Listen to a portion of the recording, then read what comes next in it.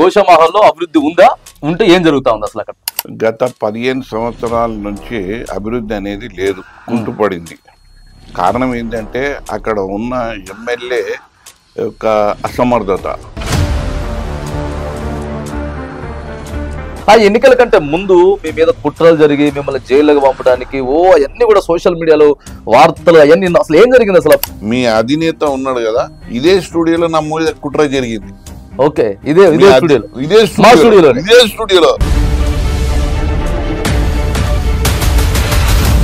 మరి ప్రధానంగా ఎంపీగా ఓడిపోవడానికి మెయిన్ కారణాలు ఏంటి? రీజన్స్ ఏంటి? రేపు గెలుస్తుంది వాళ్ళని ఎట్టి పరిస్థితుల్లో నేను ఇంకా విస్తృతంగా ఇంకా అగ్రెసివ్ గా ఒక మెరుపు తీగలాగా పనిచేసి మా సారు స్ఫూర్తి కేసీఆర్ గారిది, కేటీఆర్ గారి స్ఫూర్తి తీసుకొని ప్రజలలోకి వెళ్ళి చాలా చేంజెస్ తీసుకొని వస్తాం.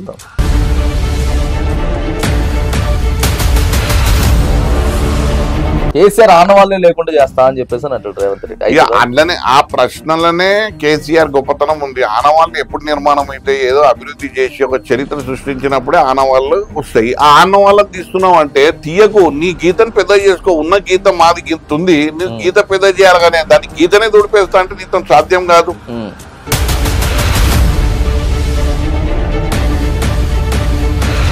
గత 5-6 నెలలుగా మీరు కూడా పార్టీ మారిండ్రు, గడ్డం శ్రీను గారు పార్టీ మారిండ్రు అని చెప్పి ప్రచారం బాగా జరిగింది. మనం వేగవంతంగా పనిచేస్తున్నాం.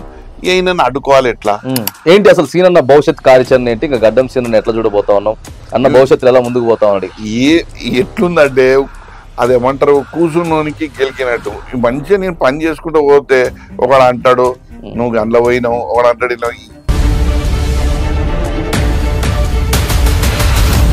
వర్గంలో ఉన్నటువంటి కార్యకర్తలకి వాళ్ళ ఇంట్లో పెళ్లి అయినా సావైనా చిన్న ఫంక్షన్ అయినా కూడా సీనన్న కంపల్సరీ ఏదో సీనన్న పాత్ర ఉంటది అనేది మేము 5,000 చైర్లు, ఓకే, 5,000 కావాల్సిన టేబుల్లు, 5,000 మంది కావాల్సిన డేక్షలు, జగ్గులు, బకెట్లు, డబ్బాలు అన్ని 3 గోడాన్ల నింటి ఉంటాయి.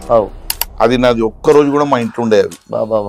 అవి ఇప్పుడు ఎక్కడ తిరుగుతూనే ఉంటాయి.